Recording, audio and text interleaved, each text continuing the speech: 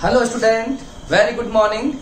My name is Bhavani Singh and you are most welcome to my YouTube channel Physics by BSK Level.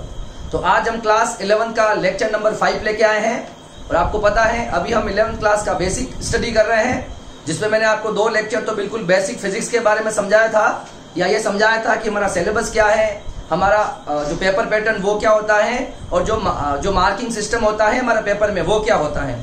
और उसके बाद मैंने आपको कितने चैप्टर्स हैं, कितने यूनिट्स हैं, उन सब के बारे में मैंने आपको ब्रीफली बताया है और सबके अंदर कितने कितने मार्क्स डिस्ट्रीब्यूशन है वो भी मैंने आपको डिटेल में बताया है। ठीक है, उसके बाद मैंने आपको 3 लेक्चर जो हमारे हुए हैं, है ना, 3 लेक्चर में हमने आपको बेसिक मैथमेटिक्स सिखाई है जो आप क्लास 10th में पढ़ के आते हो, जैसे कि algebra first one, second one is mensuration and third one is trigonometry. इन तीनों लेक्चर में हमने इन तीनों के बारे में वापस इनके फॉर्मूलाज क्या होता है और इनके कुछ एग्जाम्पल हमने देखने की कोशिश की है। अब हमारे जो 3 मेन इंपॉर्टेंट टॉपिक बाकी रह जाते हैं, इसके बगैर फिजिक्स पढ़ी ही नहीं जा सकती। वो तीनों टॉपिक कौन कौन से हैं? तो एक है हमारे पास डिफरेंशियल कैलकुलस, दूसरा है हमारे पास इंटीग्रेशन और थर्ड है हमारे पास लॉगरिथम। ठीक है, तो आज जो हमारा लेक्चर है वो डिफरेंशियल कैलकुलस पर होने वाला है, मतलब आज हम डिफरेंशिएशन के बारे में पढ़ेंगे। ठीक है, अभी तक आपने डिफरेंशिएशन वर्ड जो है कभी नहीं सुना होगा। देखो इसका यूज तो हम बहुत बार करते हैं, अगर आपने साइंस पढ़ी है 9th 10th में तो आपका डिफरेंशिएशन यूज तो हुआ है, मगर हमें नहीं पता कि उसका मतलब डिफरेंशिएशन होता है। ठीक है, तो आज हम समझेंगे कि डिफरेंशिएशन होता क्या है और फिजिक्स में इसकी एप्लीकेशंस क्या है, इसकी क्या रिक्वायरमेंट होगी फिजिक्स में कि हम डिफरेंशिएशन जो है पूरा मैथमेटिकल पार्ट है तो उसे हम फिजिक्स में क्यों पढ़ते हैं। आपको वैसे पता है कि फिजिक्स और मैथमेटिक्स जो होती है वो एक दूसरे पर इंटरडिपेंडेंट है, तो मैथमेटिक्स आपको आनी ही चाहिए, है ना, क्योंकि मैथ्स की एप्लीकेशन यूज करके हम फिजिक्स में लगाते हैं जो हमारे बहुत यूजफुल होती है। ठीक है, तो आज हम पढ़ने वाले हैं डिफरेंशिएशन, है ना, जिसे हम कहते हैं डिफरेंशियल कैलकुलस। ठीक है, तो इस डिफरेंशियल कैलकुलस में सबसे पहले तो हम थ्योरेटिकल देखते हैं कि डिफरेंशियल कैलकुलस क्या होता है। ठीक है, उसको हम कैसे रिप्रेजेंट करते हैं, ये सारी बातें देखेंगे। ठीक है, फिर हम डिफरेंशिएशन को कंपेयर करेंगे स्लोप से। जो ग्राफ का जो स्लोप होता है, किसी लाइन का जो स्लोप होता है वो भी आपका बिल्कुल उस ग्राफ के स्लोप से हम डिफरेंशिएशन को बहुत अच्छे से समझ सकते हैं। ठीक है, और उसके बाद हम इस पर न्यूमेरिकल उसके फॉर्मूलाज पढ़ेंगे और इस पर बहुत सारे क्वेश्चंस करने वाले हैं। ठीक है, और जो लास्ट सेक्शन होगा उसमें हम क्या करेंगे, उसमें हम एप्लीकेशन ऑफ डेरिवेटिव्स, जिसमें हम मैक्सिमा और मिनिमा का कंसेप्ट को समझने की कोशिश करेंगे। ठीक है, तो हम स्टार्ट करते हैं। पहले हम इसे थ्योरेटिकल समझना चाहते हैं। ठीक है, तो मेरी बात को ध्यान से समझना कि क्वांटिटीज होती हैं तो वो 2 तरह से हम उसको मानते हैं। एक, कोई भी क्वांटिटी कांस्टेंट हो सकती है, कोई भी क्वांटिटी कांस्टेंट हो सकती है। क्या हो सकती है? कांस्टेंट। और दूसरी क्वांटिटी हो सकती है आपके पास वेरिएबल। ठीक है, एक तो हमारे पास होती है कांस्टेंट और एक हमारे पास होती है वेरिएबल। क्या होती है? वेरिएबल। ये 2 तरह की क्वांटिटीज होती है।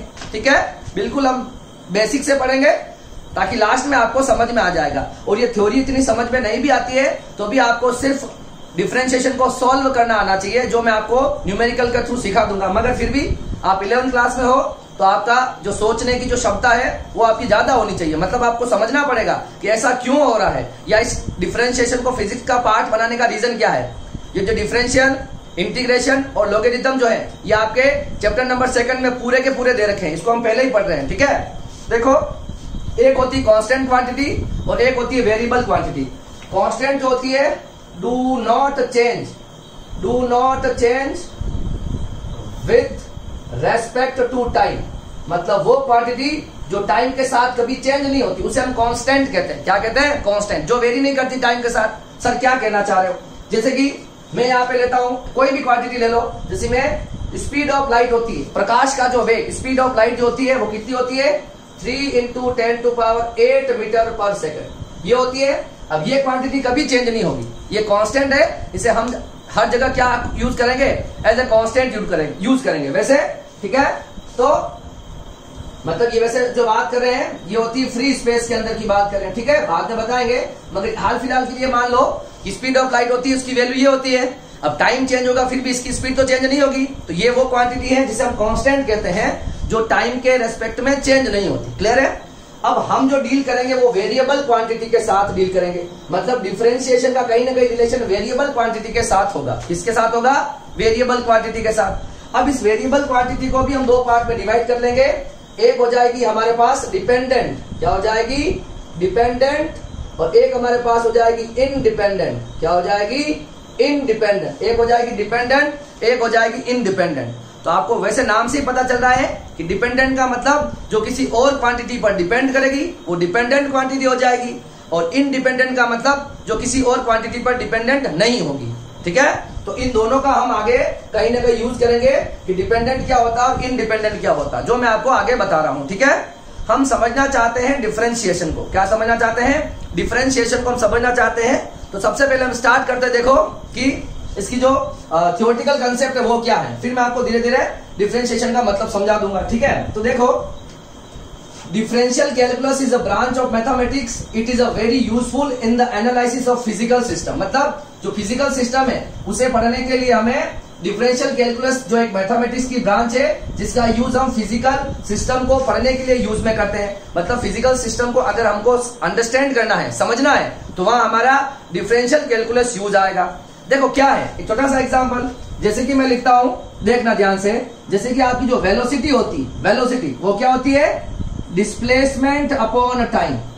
ये सब आगे पढ़ेंगे। ठीक है, वेलोसिटी के बारे में तो वैसा सब जानते हो। डिस्प्लेसमेंट अपॉन टाइम, इसका क्या मतलब हो रहा है? देखो ये चीज जो है ये आपको बता रहा है रेट ऑफ चेंज। क्या बता रहा है?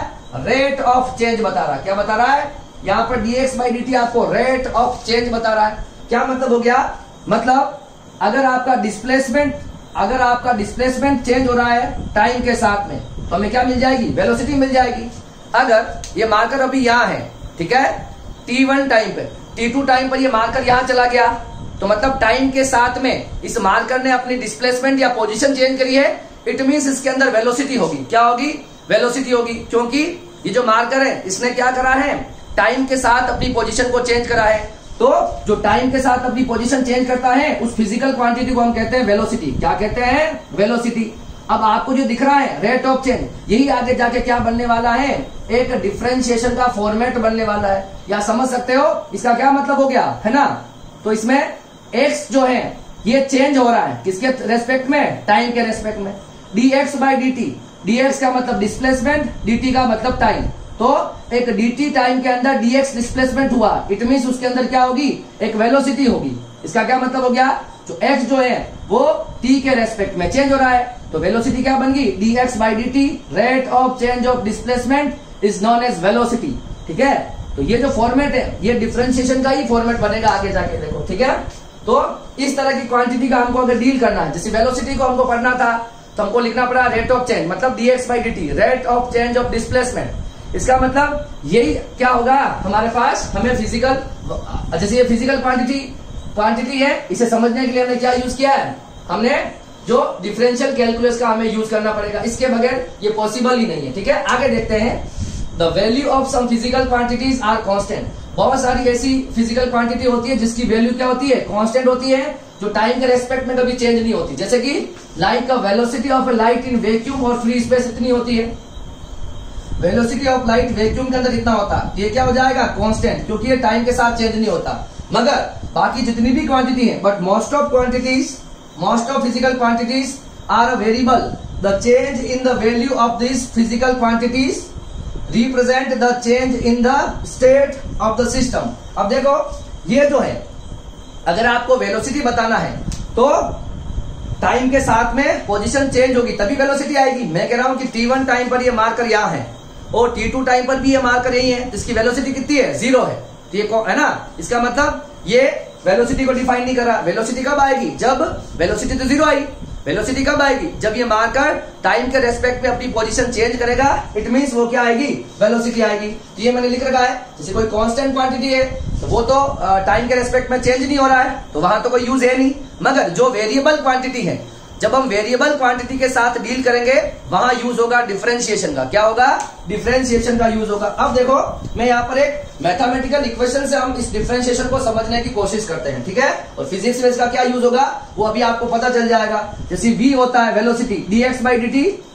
जैसे हमारे पास एक एक्सेलरेशन होता है, वो क्या होता है? dv by dt, rate of change of velocity.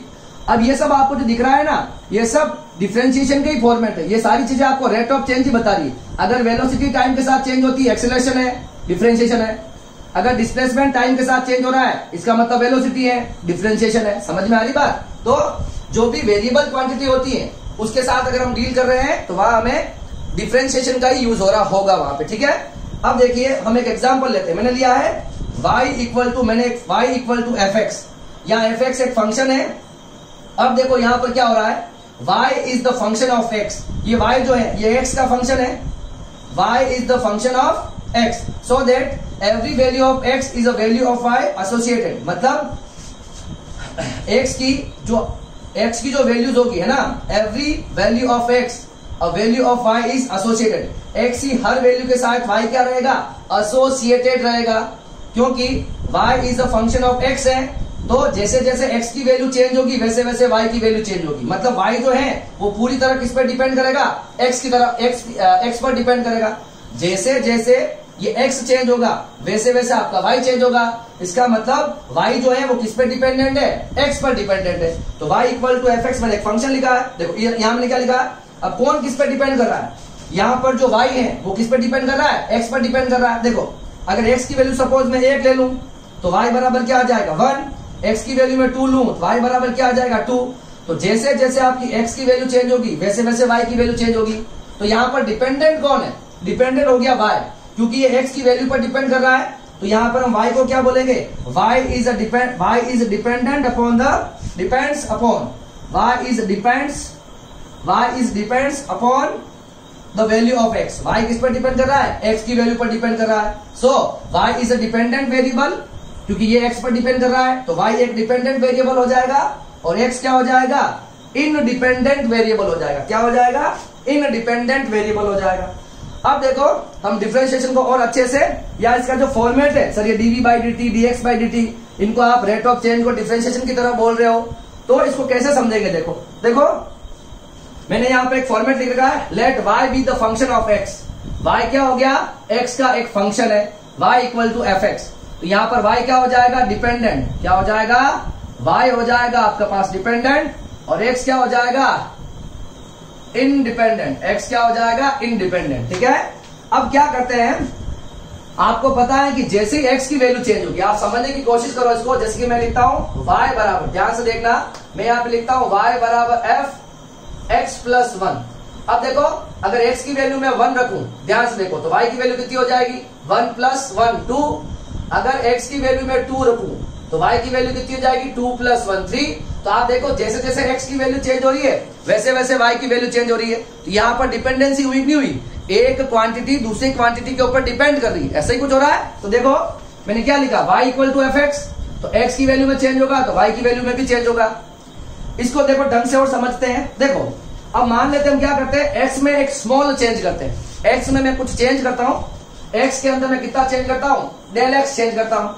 तो y के अंदर भी कुछ चेंज होगा या नहीं होगा। मान लो इस x के अंदर मैं कुछ चेंज करता हूं डेल x का। डेल का मतलब आपको चेंज बताएगा, फिजिक्स में डेल का मतलब होता है चेंज।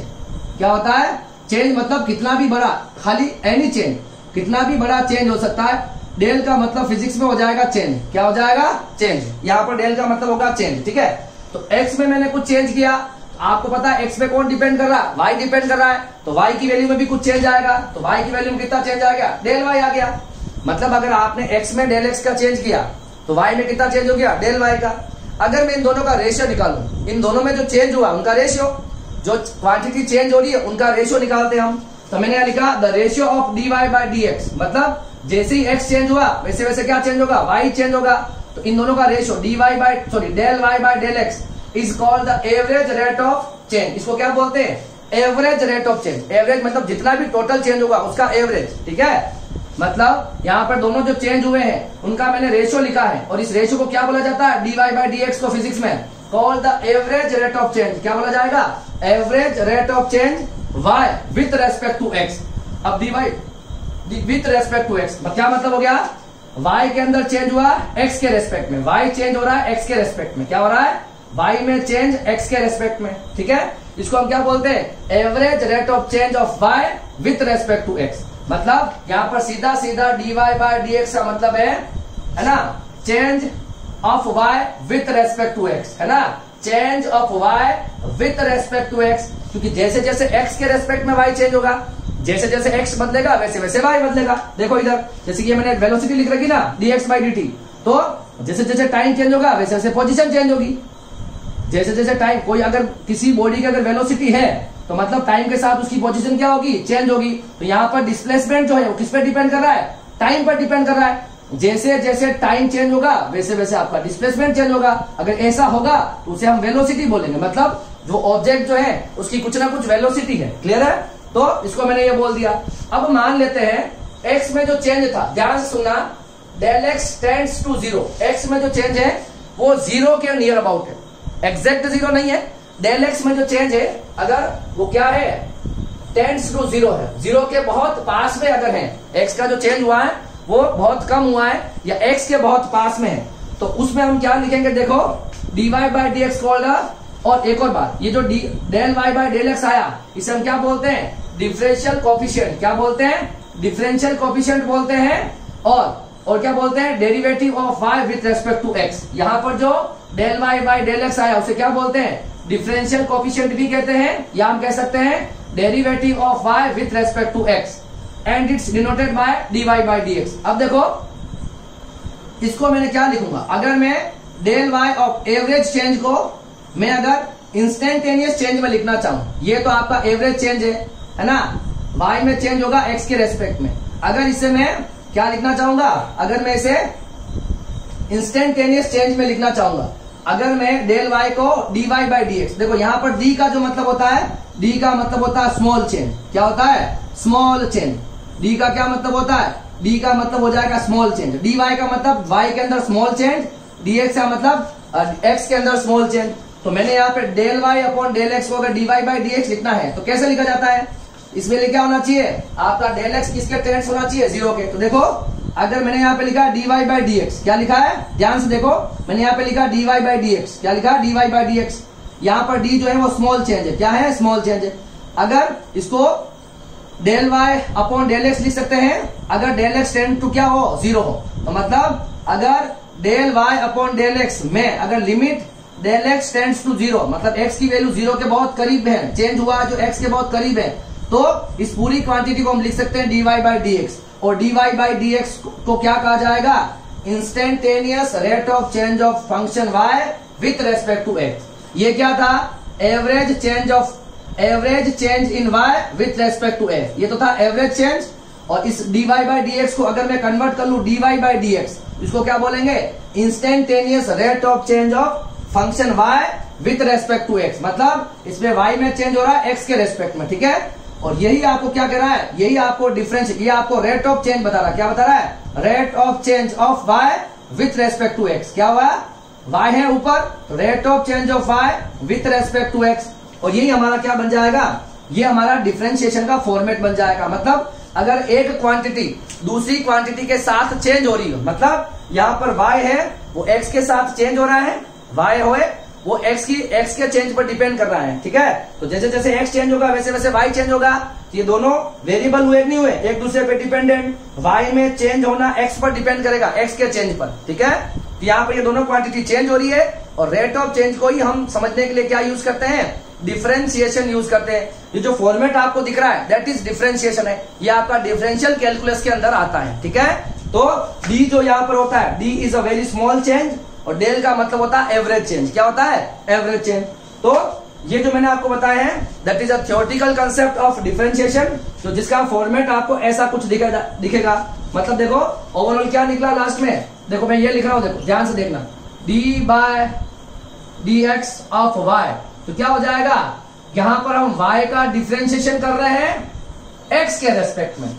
इसी चीज को लिखा है मैंने, देखो y का डिफरेंशिएशन x के रेस्पेक्ट में है ना, differentiation of y with respect to x। क्या इसका क्या मतलब है, differentiation of y with respect to x, मतलब चेंज ही तो है, ये रेट ऑफ चेंज जो होता है यही डिफरेंशिएशन होता है।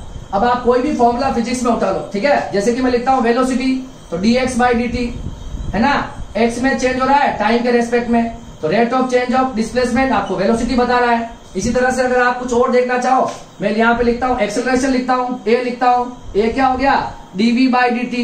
अगर टाइम के साथ वेलोसिटी अगर चेंज हो रही है उसे हम कहेंगे एक्सेलरेशन। और हम क्या देखेंगे इसमें, स्मॉल चेंज देखेंगे। ये बात ध्यान से नोट कर लो, क्या देखेंगे हम यहाँ पर, जो डी का मतलब है स्मॉल चेंज की बात करेंगे। किसकी बात करेंगे, स्मॉल चेंज की बात करेंगे। सर ये स्मॉल चेंज की बात क्यों कर रहे हैं, तो मैं अभी आपको ये डिफरेंशिएशन जो है, ये मैं आपको अभी जो कोई लाइन होती है उसका जो स्लोप होता है, उस स्लोप के कंसेप्ट से मैं आपको डिफरेंशिएशन वापस समझा रहा हूं। ठीक है, एक तरीका तो ये है डिफरेंशिएशन को समझने का। ऐसी फिजिक्स में हजारों क्वांटिटियां हैं जो एक दूसरे पे डिपेंडेंट करती हैं, और वही आपका डिफरेंशिएशन कहलाता है, which is rate of change. मतलब मैंने बताया, एक तो कांस्टेंट क्वांटिटीज होती है जो टाइम के साथ कांस्टेंट रहती है, और एक होती है वेरिएबल क्वांटिटी, जो एक क्वांटिटी का चेंज अगर किसी और क्वांटिटी के चेंज पर डिपेंड करता है, उसे हम कहते हैं रेट ऑफ चेंज। ठीक है, और हम यहाँ पर एवरेज चेंज की बात नहीं करेंगे, हम यहाँ बात करेंगे इंस्टेंटेनियस रेट ऑफ चेंज। मतलब एक स्मॉल चेंज, एक पर्टिकुलर किसी इंस्टेंट पे चेंज। मतलब मान लो मैं 12 या 1 बजे यहां पर हूं, और 1 बजकर 1 माइक्रोसेकंड पे मैं कितना आगे बढ़ा, तो ये हो गया स्मॉल चेंज। पहले मैं क्या हूं, ये मार्कर 1 बजे यहां पर है, और 1 माइक्रोसेकंड पर ये मार्कर कितना आगे डिस्प्लेस हुआ। माइक्रो मीन्स बहुत छोटा हो गया, तो 1 सेकंड में, 1 माइक्रोसेकंड में ये मार्कर कहां से कहां गया, उसका अगर मैं चेंज देखूंगा, है ना, तो वो आपका कहलाएगा dx by dt, वेलोसिटी। मतलब इतने से जो चेंज हुआ है उसमें उसकी वेलोसिटी क्या थी। ठीक है ना, मतलब जैसे कि कहीं पर भी लिख सकते हैं हम, ये देखो, जैसे कि पहला ऑब्जेक्ट को यहां पर है, मान लो 1 AM पर यहां पर है, और मान लो 1.1 सेकंड की जगह, है ना, या मान लो 1 मिनट पे कोई यहां पर है, और आगे 1 मिनट और 1 माइक्रोसेकंड पर, 1 मिनट और 1 माइक्रोसेकंड पे मान लो ऑब्जेक्ट यहां से यहां चला गया। एक छोटा सा डिस्प्लेसमेंट होगा इतने से कम टाइम में, तो इतने से कम टाइम में इतना सा डिस्प्लेसमेंट हुआ, मतलब एक dt टाइम में dx डिस्प्लेसमेंट हुआ, तो आपकी जो वेलोसिटी आएगी वो क्या हो जाएगी, dx अपॉन dt। क्या आ जाएगी, तो instantaneous change of displacement with respect to time is known as velocity. क्या हो जाएगी, वेलोसिटी। तो ये कहीं ना कहीं डिफरेंशिएशन का मतलब है। आई होप सो थोड़ा सा आपको ये समझ में आया होगा कि डिफरेंशिएशन का मतलब क्या होता है। इसी डिफरेंशिएशन को अब हम समझेंगे स्लोप से, ज्यादा समझ में आएगा। हम ग्राफ बनाएंगे, और ग्राफ से मैं आपको समझाऊंगा जो स्लोप होती है वो भी आपको चेंज ही बताता है, y और x का चेंज। ये जो dy by dx जो होता है फिजिक्स में, y और x का मतलब जो dy by dx, ये आपका क्या बनेगा अभी बताऊंगा मैं आपको। यही आपका स्लोप भी बनेगा। क्या बनेगा, और स्लोप को फिजिक्स में लिखा जाएगा tan थीटा से। किसे लिखा जाएगा, tan थीटा से। अभी मैं आपको बता रहा हूं, पहले आप ये कॉपी करो, फिर मैं आपको स्लोप के कंसेप्ट से डिफरेंशिएशन को वापस समझा देता हूं। ठीक है, इसे कॉपी करो। तो देखिए, अभी हमने डिफरेंशिएशन को समझा है, वो थियोरेटिकल कंसेप्ट से हमने डिफरेंशिएशन को समझने की कोशिश करी है। ठीक है, हमने एक y इक्वल टू fx लिया, है ना, where y is the function of x होता है।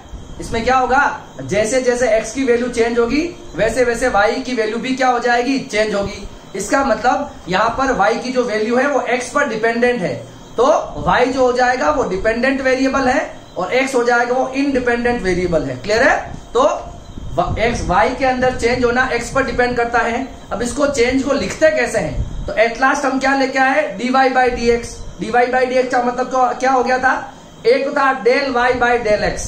Del y by del x को कहते हैं एवरेज रेट ऑफ चेंज। क्या बोलते हैं, average rate of change of y with respect to x। ठीक है, del y by del x का मतलब। फिर मैंने लिखा था dy by dx, इसका, है ना, अगर मैं del x tends to limit करके डेल x टेंड टू, देखो क्या था कि मैंने क्या लिखा था, देखो सबसे पहले आया था हमारे पास del y upon del x, ये आया था। चेंज को मैंने ऐसे बताया था, del y by del x। ठीक है, तो ये होता है आपके पास average rate of change, average rate of change of y with respect to x।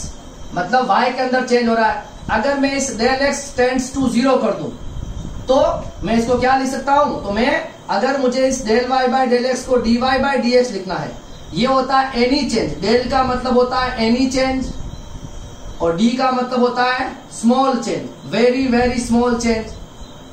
ठीक है, अगर मुझे इस डेल y by को dy by dx लिखना है, मुझे एक लिमिट लगानी पड़ेगी, जहां पे मुझे लिखना पड़ेगा कि डेल x जो है वो किसके टेंस टू 0 है, मतलब नियरली 0 के इक्वल है चेंज उसका, तो ये हम लिख सकते हैं, मतलब ये हम लिख सकते हैं। और इस dy बाई डी एक्स को क्या पढ़ा जाता है, तो dy बाई डी एक्स को फिजिक्स में पढ़ा जाएगा instantaneous change of y with respect to x, ये पढ़ा जाता है dy by D X. Clear है? तो यहां से हमको रेट ऑफ चेंज का मतलब समझ में आएगा, और इस रेट ऑफ चेंज को हम क्या कहते हैं, यही आपका डिफरेंशिएशन भी होता है। ठीक है, मतलब अब देखो इसको इसी फॉर्मेट को हम समझेंगे ग्राफ से। किससे समझेंगे? हम स्लोप के कंसेप्ट से समझेंगे। किससे समझेंगे? स्लोप के कंसेप्ट से समझेंगे। देखो मैं क्या कर रहा हूं, ध्यान से देखना। मैंने यहां पर एक ग्राफ प्लॉट किया।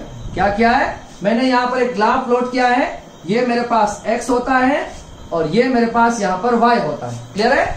अब मैं क्या करता हूं, मैं एक लाइन बनाता हूं। मैं कोई स्ट्रेट लाइन मैंने यहां पर ड्रॉ करी, ये मैंने कोई स्ट्रेट लाइन यहां पर ड्रॉ करी।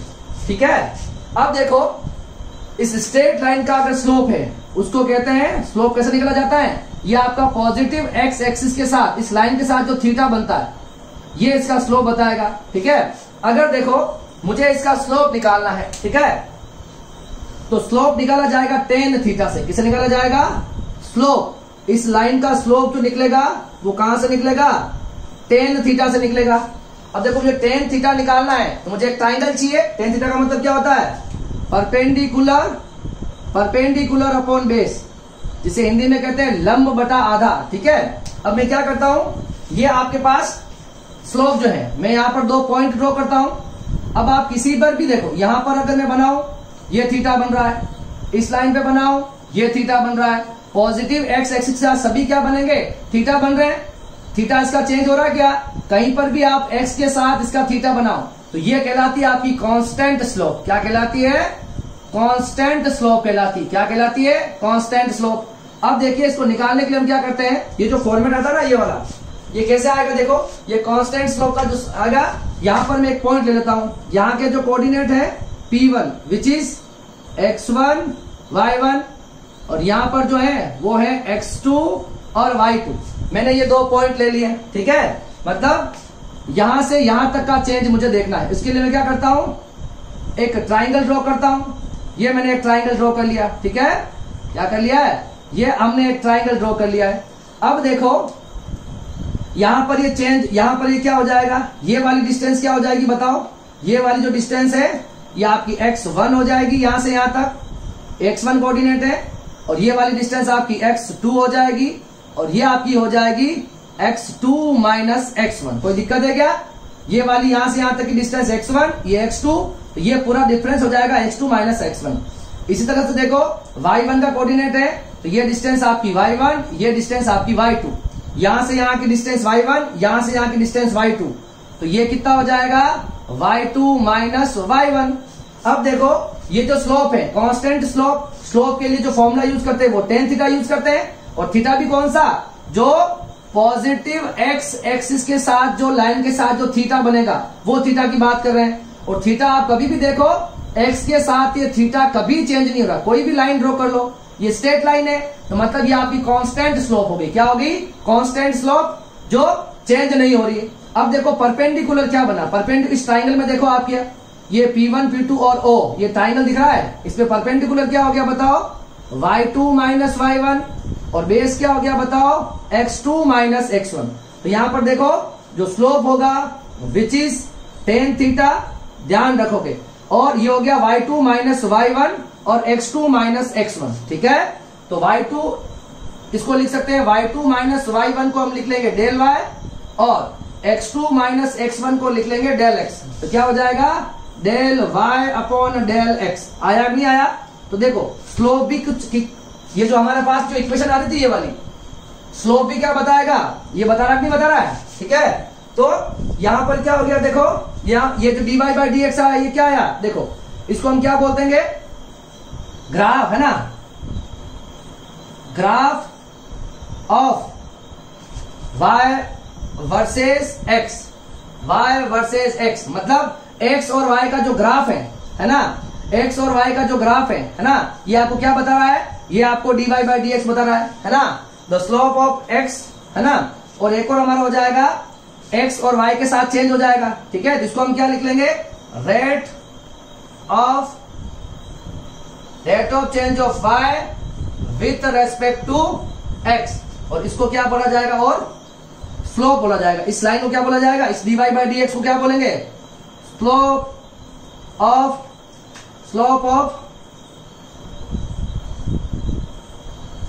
लाइन y वर्सेस x, मतलब y और x का जो स्लोप आया ये भी dy बाई डी एक्स को बताएगा, या आप dy बाई डी एक्स को बोल सकते हैं rate of change of y with respect to x। तो ये आपकी कांस्टेंट स्लोप है। अब हमारे पास अगर ग्राफ ऐसा नहीं आए, ध्यान से देखना, ये तो कांस्टेंट स्लोप के लिए, हम कांस्टेंट स्लोप के लिए डिफरेंशिएशन का यूज नहीं करेंगे, ठीक है। हम क्या यूज करेंगे, अगर वेरिएबल स्लोप हो। और वेरिएबल स्लोप कैसे बनाएंगे, देखो ये मेरे पास अगर ग्राफ है, ध्यान से देखना, ये मेरे पास अगर ग्राफ है, ध्यान से, अब ये मेरा एक स्लोप आ गया, ठीक है, ये मेरे पास एक स्लोप आ गया। अब यहां पर थीटा कांस्टेंट नहीं है, जैसे कि इस पॉइंट पर अगर मैं थीटा निकालना चाहूं, ध्यान से देखना, इस पॉइंट के साथ अगर मैं थीटा निकालना चाहूं तो ये मेरी टेंजेंट होगी। टेंजेंट क्या होती है, उस पॉइंट को टच करते हुए जो लाइन जाती है उसको टेंजेंट कहते हैं, ये टेंजेंट होगी। ये आपका थीटा हो गया, ये P1 पॉइंट का, ठीक है, थीटा 1 हो गया। अगर ये पॉइंट याद रखूं तो इसका टेंजेंट ऐसा हो जाएगा और ये थीटा बन जाएगा ऐसा। ये आपका P2 के लिए कितना हो जाएगा, थीटा। इसी तरह से ये यहां पर एक टेंजेंट बनाओगे इस पॉइंट पर, इस P3 पॉइंट पर, ठीक है, इस P3 पॉइंट पर टेंजेंट बनाओगे तो ये थीटा 3 दिख रहा है, ये P3 पॉइंट का। तो यहां पर देखो थीटा क्या हो रहा है, थीटा क्या हो रहा है, चेंज हो रहा है। थीटा क्या हो रहा है, थीटा चेंज, मतलब यहां पर थीटा चेंज होने का मतलब ये जो स्लोप है ये क्या है, वेरिएबल स्लोप है। क्या है, ये वो स्लोप है जो हर जगह चेंज हो रही है। यहां पर टेन थीटा की वैल्यू अलग है, थीटा 2 देखो, थीटा 1, थीटा 3 सबसे बड़ा है, थीटा 2 से और थीटा 1 से भी। देखो रेगुलर स्लोप जैसे बढ़ रही है वैसे थीटा क्या हो रहा है, चेंज हो रहा है। अगर थीटा चेंज होगा, थीटा अगर चेंज होगा तो आपका टेन थीटा भी क्या होगा, आपकी स्लोप क्या होती है बताओ, स्लोप होती है टेन थीटा। तो अगर हमारा थीटा चेंज होगा तो हमारा स्लोप भी क्या हो जाएगा, स्लोप भी क्या हो जाएगा, चेंज। और चेंज होने वाली स्लोप को हम क्या कहते हैं, वेरिएबल स्लोप। क्या कहते हैं, वेरिएबल स्लोप कहते हैं। क्या कहते हैं, वेरिएबल स्लोप। तो सर अब इस वेरिएबल स्लोप के साथ कैसे डील करें, अगर मुझे इस वेरिएबल जो स्लोप है या जो है ना, ये जो कर्व वाली जो लाइन है इसका वेरिएबल स्लोप है, अब इसका स्लोप कैसे निकाला जाए, ये दिक्कत है, ठीक है। देखो तो इसके साथ हम कैसे डील करें, तो देखो मैं इधर देखते हैं हम, अब इसके साथ हम कैसे डील करें। देखो उसी ग्राफ को मैं यहां वापस बनाता हूं वेरिएबल वाले को, जैसे कि ये आपके पास एक x, ये आपके पास हो जाएगा y एक्सिस और ये हो जाएगा हमारे पास x एक्सिस। अब देखो ये आपके पास इस तरह से एक वेरिएबल स्लोप है, ठीक है, थोड़ा कर्व ज्यादा देते हैं ठीक रहे। ये मेरे पास एक वेरिएबल स्लोप है, ठीक है। अब हम क्या करते हैं, देखो अगर ये वाला मेथड मैं यहां यूज करूं, ध्यान से देखना, अगर एक पॉइंट P1 यहां लूं, ठीक है, x1 और y1, ठीक है, एक पॉइंट में P2 यहां पे लूं जो हो जाएगा x2 और y2 ले लूं, तो इसका जो ट्राइंगल बनेगा, देखो इसका जो ट्राइंगल बनाना चाहेंगे ऐसा ट्राइंगल बनेगा। अब आपकी ये जो लाइन है इसका टेंजेंट और इसका टेंजेंट तो क्रॉस करेगा, देखो इंटरसेक्ट करेगा। ये P1 और P2 पॉइंट है, इनके दोनों के पॉइंट यहां से स्ट्रेट लाइन थोड़ी बनाएंगे, यहां पर अगर हमको लाइन ड्रॉ करनी है तो यहां हम टेंजेंट बनाएंगे, ठीक है। टेंजेंट मतलब इस पॉइंट को टच करते हुए इसकी टेंजेंट तो ऐसे जा रही है और इसकी टेंजेंट कैसे जा रही है, देखो इसकी टेंजेंट जा रही है ऐसे। ये दोनों टेंजेंट आपस में क्या कर रही है, क्रॉस कर रही है। तो अब हम ये थीटा कैसे निकालें, थीटा तो हर जगह वेरी हो रहा है, हर पॉइंट पर थीटा वेरी हो रहा है, हर पॉइंट पर। तो इस तरह की स्लोप को कैसे कैलकुलेट किया जाए, ध्यान से देखो, इस तरह की स्लोप को कैसे कैलकुलेट किया जाए। तो यहां पर भी अब हम माने तो ये चेंज कैसा हो गया, x2 माइनस x1, और ये चेंज कैसा हो गया, y2 माइनस y1। मगर आपको पता है कि ये P1 और P2 पॉइंट जो है ये बिल्कुल कोइंसाइड नहीं कर रहे हैं, इस पर टेंजेंट बनाएंगे। यहां पर तो देखो कांस्टेंट स्लोप था तो दोनों पॉइंट एक साथ मिल गए, मगर इसमें P1 P2 पॉइंट दोनों आपस में नहीं मिल रहे हैं। अगर दोनों पॉइंट नहीं मिल रहे हैं तो फिर इस ग्राफ के साथ हम कैसे डील करें, तो इस ग्राफ के साथ हम जो डील करेंगे उसका जो रिजल्ट आएगा वही आपका डिफरेंशिएशन हो जाएगा। देखो तो इसके साथ हम डील कैसे करेंगे उसको वापस हम यहां पर देखते हैं। इसको मैं मिटा रहा हूं, अब सुनो हम क्या करें, अगर पहले सुन लेते हैं फिर वापस बनाएंगे, ठीक है। अगर इन P1 और P2 को मैं, ध्यान से सुनना, इस P1 और P2 को मैं बहुत पास में लिया हूं, इस P1 और P2 को मैं बहुत पास में लिया हूं, तो ये टेंजेंट बन जाएगी दोनों के बीच में। तो हम अगर इस एवरेज चेंज की बजाय P1 P2 के बड़े चेंज की बजाय छोटे से चेंज बजाय अगर ये x2 माइनस x1 जो डेल x है ये डेल x भी होकर dx बन जाए, ये तो है एवरेज चेंज। अगर इस एवरेज चेंज को मैं स्मॉल चेंज बना दूं, क्या बना दूं? स्मॉल चेंज बना दूं। क्या कैसे बना दूं? मतलब अगर इस P1 और P2 पॉइंट को बहुत पास पास में लिया है, एक छोटा सा ट्राइंगल बनेगा, टेंजेंट भी बन जाएगी। इसके लिए पर्टिकुलर किसी पर्टिकुलर इंस्टेंट पर इसकी हम स्लोप निकाल सकते हैं। पर्टिकुलर इस पॉइंट पर क्या स्लोप होगी तो वो हम कैलकुलेट कर पा रहे हैं इजीली, क्योंकि हमें स्लोप निकालने के लिए 2 पॉइंट चाहिए, ट्राइंगल चाहिए ना, तो ये वाली लाइन स्ट्रेट चाहिए। अब यहाँ पे तो लाइन ये कर्व वाली लाइन थी। अगर इस P1 और P2 को मैं काफी पास में ले आऊं, P1 और P2 को काफी पास में ले आऊं, तो ये जो बन जाएगी ना, ये स्ट्रेट लाइन बन जाएगी। ठीक है, तो मैं इस P1 P2 को पास में लाऊंगा और फिर इसको हम वापस इसके साथ हम इसमें tan थीटा यूज करेंगे। और ये जो है ये आपका वेरिएबल स्लोप है। ये किसका कंसेप्ट बता रहे हैं हम? ये आपका जो है दैट इज वेरिएबल स्लोप है। ठीक है, और वेरिएबल स्लोप क्यों है ये कहानी मैंने पूरी नीचे लिख रखी है। ठीक है, देखो अब हम इस वेरिएबल स्लोप के साथ डील कैसे करेंगे वो देखो। ठीक है, देखो आपको क्या बताया है, उस P1 P2 पॉइंट को आप बहुत पास में ले आओ। कैसे ले आओ? देखो तो ये है, ठीक है, हम क्या करते हैं, ये आपका सपोज ग्राफ है। ठीक है, तो ये आपका अगर कर्व है वो, ठीक है। अब मैं क्या कर रहा हूं, देखो यहां पर एक P1 पॉइंट लेता हूं। पहले P1 और P2 मानो यहां थे, P1 और P2 यहां थे। अब इसके साथ तो ये वेरिएबल स्लोप है तो हम थीटा नहीं निकाल सकते, स्लोप नहीं निकाल पा रहे हैं। हम क्या करते हैं, दोनों पॉइंट को बहुत क्लोज ले आते हैं। क्या ले आते हैं? दोनों पॉइंट को यहां ले आते हैं। देखो यहां ले आता हूं, ये आपका P1 और ये आपका P2, दोनों पॉइंट को पास में ले आया। अब देखो इन दोनों के बीच में बनाओ टेंजेंट, दोनों पे स्ट्रेट लाइन आ रही है, ये लाइन और ये लाइन। यहां पर ये डिस्टेंस हो जाएगी x1, ये डिस्टेंस हो जाएगी x2, ये डिस्टेंस हो जाएगी y1 और ये डिस्टेंस हो जाएगी y2। इस चेंज को क्या बोल देंगे हम? स्मॉल चेंज हुआ।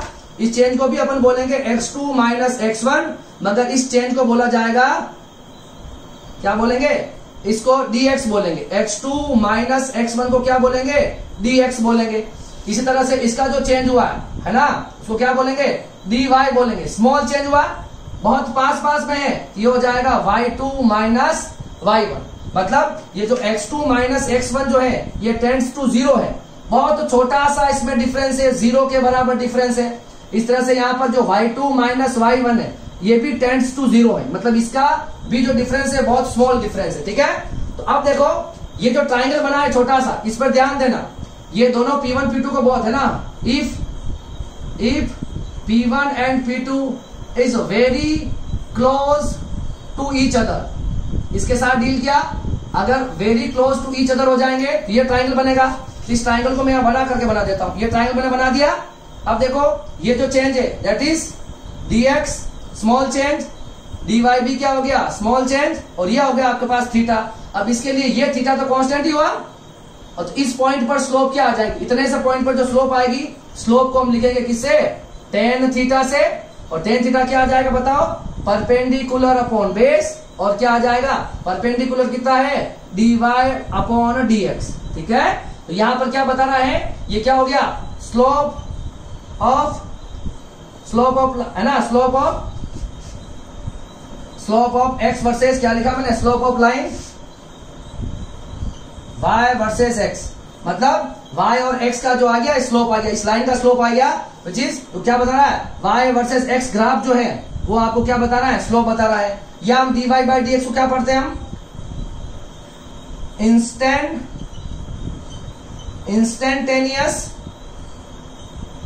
Instantaneous change of y with respect to x, मतलब x के अंदर y के अंदर चेंज होगा विथ रेस्पेक्ट टू x। तो लास्ट में फाइनली हमको क्या मिल गया? dy by dx। इसको बोलते हैं instantaneous change in y with respect to x। और ये आपको क्या बताएगा? स्लोप भी बताएगा। स्लोप को हम लिखते हैं tan थीटा से। अगर स्लोप आपकी 0 आती, सुनना, अगर tan थीटा आपका 0 आएगा तो कोई स्लोप नहीं। tan थीटा किसी केस में अगर 0 आता है, इसका मतलब स्लोप भी क्या हो जाएगा? 0। क्या हो जाएगा? 0 हो जाएगा। इसकी कोई स्लोप नहीं आएगी। तो ये जो मैंने आपको बताया है, पहले मैंने आपको del Y by del X निकाल के बताया है, और अभी भी मैंने आपको लास्ट में क्या निकाल के बताया है, D Y by D X with help of slope of graph. जो वेरिएबल स्लोप जो होता है, वेरिएबल स्लोप के साथ जब डील करते हैं, और वही आपका क्या कहलाएगा, डिफरेंशिएशन कहलाएगा। डिफरेंशिएशन का मतलब क्या हो गया, देखो लास्ट में क्या आया, d Y by D x. तो differentiation of Y with respect to x, differentiation of Y with respect to x, इसका ये मतलब हुआ। D Y by D x का मतलब ये है, मतलब वाई का यहाँ पर डिफरेंशिएशन कर रहे हैं एक्स के रेस्पेक्ट में। क्लियर है? तो ये हो जाएगा, स्लोप की हेल्प से हमने इसको समझने की कोशिश करी है। अब हम क्या करेंगे, अब हम इसके बेसिक फॉर्मूलाज पढ़ेंगे और उस पर करेंगे न्यूमेरिकल। हमारा काम पड़ेगा न्यूमेरिकल के साथ, या हमारे जो डेरिवेशन होंगे उसके बीच में आपको डिफरेंशिएशन करना पड़ेगा, या फिजिक्स की जितनी भी क्वांटिटी है, मैंने बताया वेलोसिटी क्या हो गया, D X by D T हो गया, है ना। तो यहाँ पर differentiation of X with respect to time कर दो, एक्स का डिफरेंशिएशन टाइम के साथ कर दो, क्या बताएगा, वेलोसिटी आएगा। क्या बता देगा, वेलोसिटी आ जाएगा। इसी तरह से देखो, एक होता है एक्सेलरेशन, एक्सेलरेशन क्या होता है, डीवी बाय डी। तो v का डिफरेंशिएशन टाइम के साथ में कर दो, आपको एक्सेलरेशन मिल जाएगा। ये सारी फिजिक्स की या फिजिकल क्वांटिटी है या नहीं है, बस। तो इसी वजह से डिफरेंशिएशन फिजिक्स से बिल्कुल इंटरकनेक्टेड है या बिल्कुल को रिलेटेड है। ठीक है, अब क्या करना है, तो अब हमारे जो काम की चीज है, ये सारी बातें थी थ्योरेटिकल। आप क्लास 11th में आए हो तो हमें डिफरेंशिएशन क्यों पढ़ना है वो समझ में आना चाहिए। ठीक है, तो जितनी भी क्वांटिटीज हम देखेंगे वहां पर डिफरेंशिएशन ही होगा। डिफरेंशिएशन का मतलब होता है, स्लोप भी बोल सकते हो, स्लोप बताएगा टेन थीटा, या इसको बोल सकते हो rate of instantaneous rate of change of Y with respect to X, Y का चेंज एक्स के साथ में। क्लियर है? तो अब हम क्या करेंगे, सीक्वेंस वाइज जो बेसिक फॉर्मूलाज हैं वो पढ़ेंगे, और उनके साथ साथ हम न्यूमेरिकल भी करते रहेंगे। ठीक है, तब तक आप इसे कॉपी करो। तो अब हम पढ़ने वाले हैं डिफरेंशिएशन को फॉर्मूला वाइज। पहले हम उसके फॉर्मूलाज देखेंगे, और फिर हमें क्वेश्चंस के साथ कैसे डील करना है, जो हमारा काम होगा। अभी तक हमने जो पढ़ा है उसमें मैंने आपको थ्योरेटिकल कंसेप्ट समझाने की कोशिश करी है कि डिफरेंशिएशन का फिजिक्स में यूज क्या है। मतलब जैसे आप वेलोसिटी पढ़ रहे हो तो D x by D T differentiation है। जैसे आप एक्सीलरेशन पढ़ रहे हो तो वो क्या हो गया, डीवी बाई डी टी, तो क्या हो गया, डिफरेंशिएशन हो गया। इस तरह से जैसे कि आप पावर पढ़ते हो, D W upon D T, rate of change of doing work is known as power. ये सारी रेट ऑफ चेंज ऑफ वाली जो चीजें हैं, मतलब एक क्वांटिटी दूसरी क्वांटिटी के साथ जो चेंज होती है, ये डिफरेंशिएशन का मतलब है। ठीक है, जिसे हम y वर्सेस x का स्लोप ग्राफ होता ना, y वर्सेस x का ग्राफ का स्लोप भी कहते हैं, उसे हम टेन थीटा भी कह सकते हैं, या से आप D Y by D X भी कह सकते हो। और D Y by D X को कैसे पढ़ा जाता है, instantaneous of y with respect to x, या कहेंगे हम y का डिफरेंशिएशन x के रेस्पेक्ट में। ठीक है, अब देखिए जो हमारा पहला बेसिक फॉर्मूला है, ठीक है, ध्यान से देखना। सबसे पहला formula, d by D x of constant, क्या बता रहा हूं मैं, dx by D X constant हमेशा 0 होता है। किसी भी कांस्टेंट क्वांटिटी का जो चेंज ही नहीं हो रहा तो उसका डिफरेंशिएशन कैसा, मैंने आपको बताया कि डिफरेंशिएशन का मतलब ही क्या है, जब एक क्वांटिटी दूसरे के साथ चेंज हो रही हो। अब जो कांस्टेंट क्वांटिटी वो तो चेंज ही नहीं होती, तो उसका डिफरेंशिएशन कितना आएगा, 0 आएगा, क्योंकि आपको डिफरेंशिएशन का मतलब होता है रेट ऑफ चेंज। क्या होता है, rate of change of first quantity with respect to second quantity. ठीक है ना, तो यहाँ पर तो कांस्टेंट क्वांटिटी का तो कोई चेंज होता ही नहीं है, इसका मतलब उसका डिफरेंशिएशन कितना आएगा, 0। इसको आप कैसे समझ सकते हो उसको भी देखो। जैसे कि मैं इसका एग्जाम्पल लेता हूं, सुनना। D by D x of मैंने लिखा है 5, तो ये क्या हो गया, 5 क्या हो गया बताओ, कांस्टेंट। इसका आंसर कितना आया, 0 आया। कितना आया, 0 आया। सर क्यों आया, ऐसा क्यों हुआ, तो उसको हम समझ सकते हैं। आपके पास बहुत अच्छा कंसेप्ट है स्लोप वाला, स्लोप से हम समझ सकते हैं। मैंने ग्राफ प्लॉट किया है, यहां पर हमारा x हो गया, यहां पर हमारा y हो गया। हमें क्या दरकार था, देखो यहां पर होता ना, ये था dy बाय dx, यही था। तो आपको y की जगह पे क्या दे रखा है, यहाँ पर देखो ध्यान से, y की वैल्यू कितनी दे रखी है, मतलब y इक्वल टू 5 दे रखा है। क्या दे रखा है, y की वैल्यू 5 दे रखी है। अब आपको पता है 5 कांस्टेंट होता है, 5 का मतलब 5 है, एक नंबर है, ये तो कांस्टेंट ही हुआ, 5 कभी चेंज थोड़ी होता है टाइम के रेस्पेक्ट में। तो y बराबर 5 की लाइन बनाओ, ये हो गया लाइन, ये हो गया y इक्वल टू 5। इसका स्लोप कितना आएगा, देखो ध्यान से देखना। अब स्लोप देखो, स्लोप क्या होता है, टेन थीटा। अब आप देखो थीटा कौन सा होता है? एक्स और उस लाइन के बीच में, ये जो लाइन होती है ना, ये लाइन और ये पॉजिटिव एक्स एक्सिस के बीच का थीटा, दोनों पैरेलल है। थीटा कितना हो जाएगा? 0। तो ये कितना आ जाएगा? tan 0। tan 0 की वैल्यू भी क्या होती है? 0। तो स्लोप कितना आया बताओ? स्लोप कितना आ गया? 0। और स्लोप को हम किससे लिखते हैं? dy बाय dx है, तो ये भी कितना आ जाएगा? 0। आपकी स्लोप ही 0 आई है। इसकी स्लोप कितनी आई है? इसकी कोई ढलान नहीं है, स्लोप 0 आई है, क्योंकि इस पॉजिटिव एक्स एक्सिस और इस लाइन के बीच का थीटा 0। तो आपका देखो स्लोप कितना आया? 0। इसका मतलब कांस्टेंट क्वांटिटी का डिफरेंशिएशन भी कितना आएगा? 0 आएगा। पहला फॉर्मूला क्लियर हुआ? कुछ भी दे रखा हो, जैसे कि इसी का साथ आपको दे रखा हो सेकंड, जैसे मैं लिख दिया D by D x of, यहां पर सी लिखा है, ठीक है, तो मैंने लिख दिया सी की वैल्यू है 3 × 10⁸ मीटर पर सेकंड, ठीक है। तो अब क्या करो, ये सी क्या हो गया बताओ? सी क्या हो गया? स्पीड ऑफ लाइट है, जो फ्री स्पेस में इसकी वैल्यू यही होती है। तो डी बाय डी एक्स कितना आ जाएगा? D by D x of C करोगे तो डी बाय डी एक्स 3 × 10⁸, और आंसर कितना आ जाएगा? 0 आ जाएगा। कितना आ जाएगा? 0 आ जाएगा, ठीक है। तो ये तो हो गया पहला फॉर्मूला, बेसिक फॉर्मूला, जो बहुत इंपॉर्टेंट है। अब देखते हैं हम सेकंड फॉर्मूले के साथ चलते हैं। अगर आपके पास आ जाए D by D x of, यहां पर कोई भी वेरिएबल क्वांटिटी आ जाए, जैसे कि है ना डी बाय डी एक्स, यहां पर आ जाए सपोज 5x, ठीक है। चलो D by D x of, यहां लिख देता हूं 5x, क्या लिख दूंगा? 5x, या इसका डिफरेंशिएशन का फॉर्मूला कुछ और लिख देते हैं, ठीक है। D by D x of cx, मतलब c यहां पर कांस्टेंट है, क्या है? कांस्टेंट है। तो कांस्टेंट को यहां निकाल लेंगे हम बाहर, क्या निकाल लेंगे बाहर? ये हो जाएगा dx, यहां पर कुछ और लिख देता हूं, y लिख देता हूं, ठीक है, यहाँ y, और y यहां पर क्या है? वेरिएबल है। क्या है? वेरिएबल है। तो आपको क्या करना होगा? इस c को, कांस्टेंट को आप बाहर निकाल लोगे और D by D x of y कर दोगे, ये इसका फॉर्मेट हो जाएगा। मतलब अगर इस कांस्टेंट के साथ कोई वेरिएबल क्वांटिटी दे रखी होती है ना, तो कांस्टेंट को बाहर निकाल लेते हैं और इस वेरिएबल क्वांटिटी का हम डिफरेंशिएशन कर देंगे, ठीक है। ये हो जाएगा सेकंड फॉर्मूला।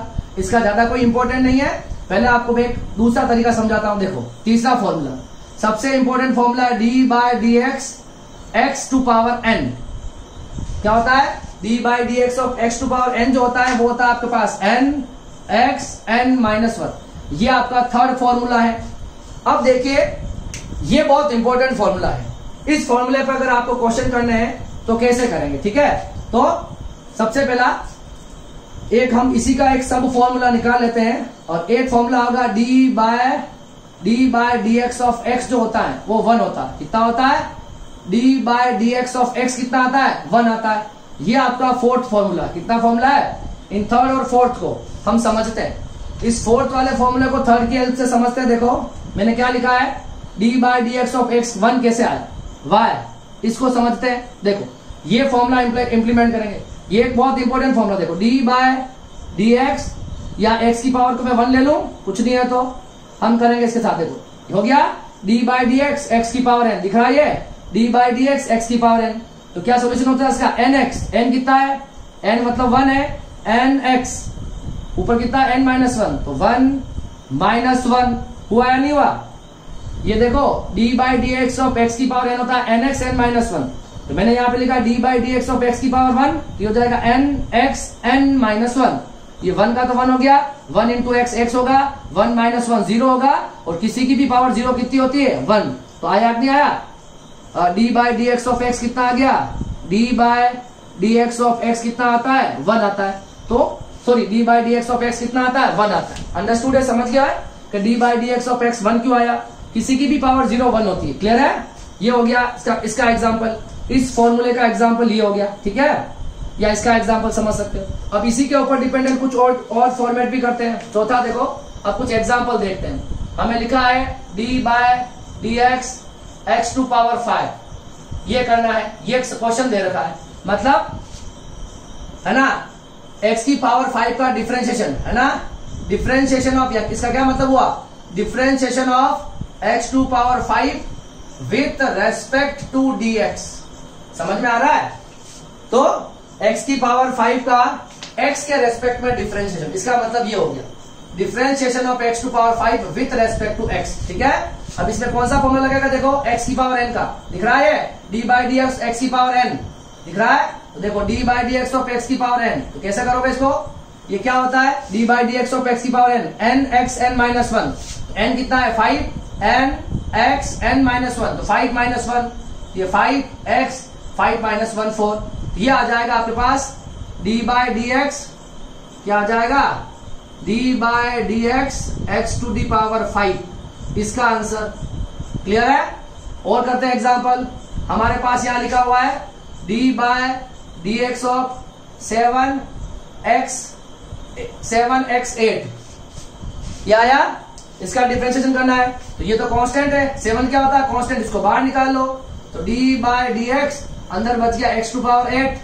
अब क्या होगा, देखो ये x की पावर n बन गई है ना, x की पावर n का फॉर्मूला क्या होता है n x n माइनस 1 होता है, नहीं होता है, x की पावर n का n x n माइनस 1 7, जो हो जाएगा x, 8 में से 1 गया तो क्या बचा 8 में से, और ये क्या होगा 7 इंटू 8 56 x की पावर 7, ये आ गया इसका आंसर।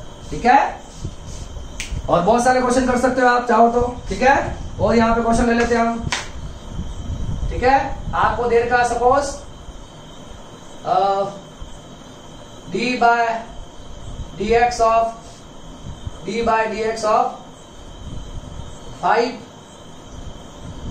5 अपॉन एक्स स्क्वायर, ये दे दिया मैंने।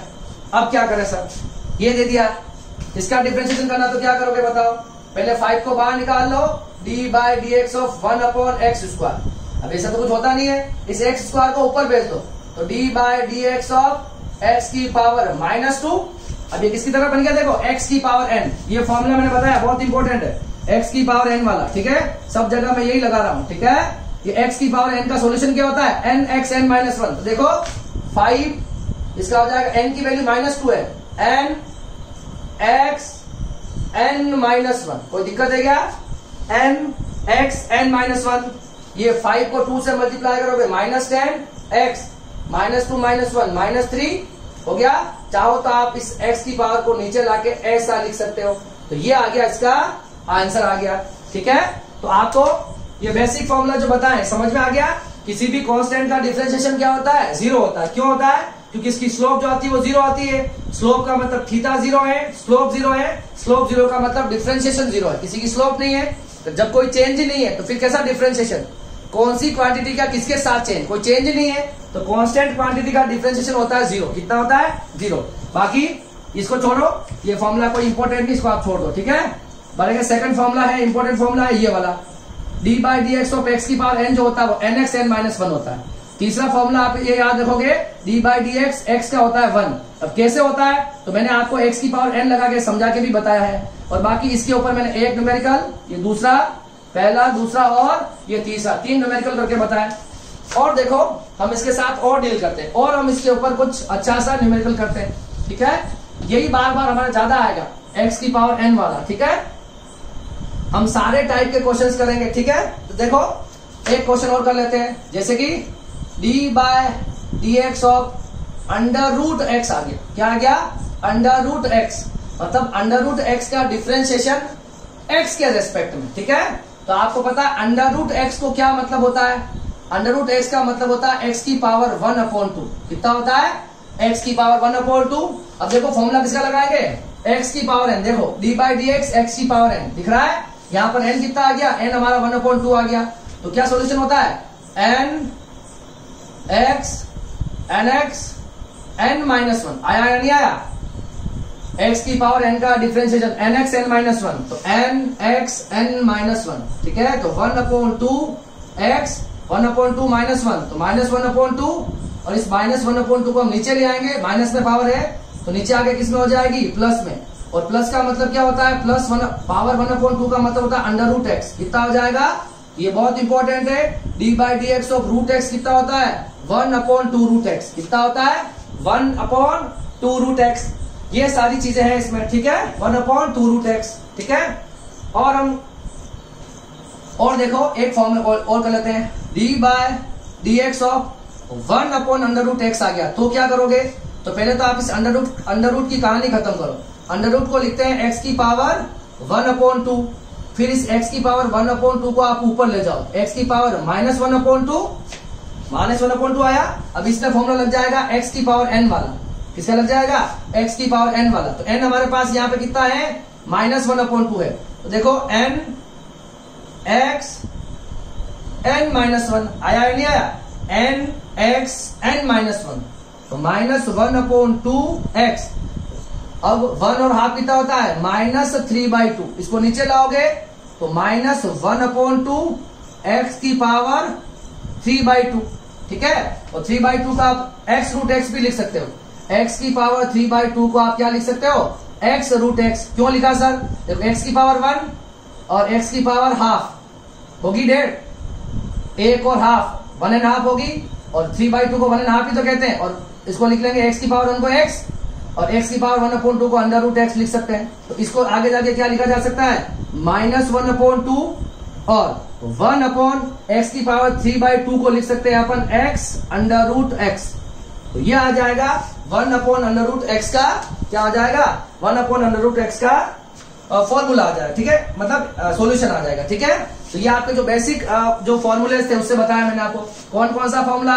पहला फॉर्मूला d/dx ऑफ कांस्टेंट, किसी भी कांस्टेंट क्वांटिटी का डिफरेंशिएशन होता है 0। दूसरा d/dx ऑफ x की पावर n, सबसे इंपॉर्टेंट तो होता है nx n-1। क्या होता है? nx n-1।